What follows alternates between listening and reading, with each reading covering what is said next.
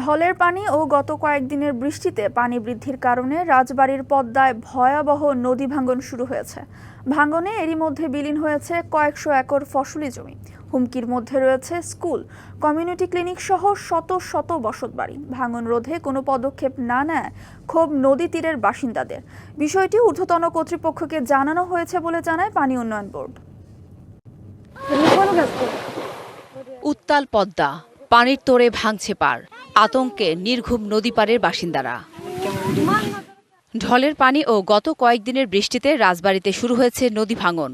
এরই মধ্যে জেলার গোয়ালন্দ উপজেলার দেবগ্রাম ইউনিয়নের বেশ কয়েকটি পয়েন্টে নদী গর্ভে বিলীন হয়েছে কয়েক একর ফসলি জমি। হুমকিতে রয়েছে বাড়িঘর, বিদ্যালয় সহ অনেক প্রতিষ্ঠান। পাটের জমি ছিল, পাটের জমি ভাঙনের শিকার হচ্ছে। জমির পাশে আবার আগাম যে আমন ধান রোপণ করা হয়েছে সেগুলোও কিন্তু ভাঙনের শিকার হতে পারে। যারা ক্ষতিগ্রস্ত হচ্ছে এবং ভাঙন রোধ করার জন্য আমাদের যে ব্যবস্থাগুলো নেওয়া প্রয়োজন সে ব্যাপারে আমরা উদ্যোগ নিব। স্থানীয়দের দাবি, নদী ভাঙন রোধে কোনো সরকারি কার্যকর পদক্ষেপ নেয়নি। দ্রুত স্থায়ী সমাধানের দাবি তাদের। কালার এক্সপার্ট, জর্জ স্যাপ এবং মাইল্ড অন হ্যান্ডস টেকনোলজি সমৃদ্ধ অরিক্স ক্রিস্টাল ওয়াশ। আপনার কোনো সরকার, কোনো ইউনো, কোনো টিওনো, কোনো এসিলেন্ট, কোনো পানি উন্নয়ন বডি আমাদের সহযোগিতা করে না।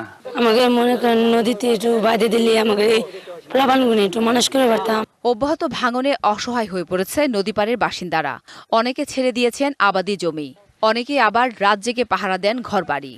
আমরা বসে থাকি আর কি করবো, বসে বসে পাহারা দিই। জায়গা জমি নেই, কোনে যাই স্থান নেবো, এটুক চলে গেলে তো আমাকে বিপদ। ভাঙনের অসুখ মানে 2-1 দিন ভেঙে যেতে পারে, তাই তো ধানের ওষুধ পাতি দিতেছি না। বুঝগড় তো স্কুল, 2-3টা স্কুল, হাসপাতাল সবকিছু আমার দেই মুন্সিবাজার। পানি উন্নয়ন বোর্ড বলছে, ঊর্ধ্বতন কর্তৃপক্ষের কাছে চিঠি পাঠানো হয়েছে। আমাদের রাজবাড়ী জেলায় যেখানেই ভাঙন দেখা দেয় সেই সব অঞ্চলেই আমরা কাজের জন্য প্রশাসনিক অনুমোদন চেয়ে আমাদের ঊর্ধ্বতন দপ্তরে পত্র প্রেরণ করি। ঊর্ধ্বতন কর্তৃপক্ষ যেখানে কাজ করা যাবে বলে মনে করে সেখানে আমাদের অনুমোদন দিলে আমরা সেখানে কাজ করি। শুধু আশ্বাস নয়, দ্রুত নদী ভাঙন রোধে কার্যকর পদক্ষেপ গ্রহণের দাবি নদী তীরের বাসিন্দাদের। DBC news desk.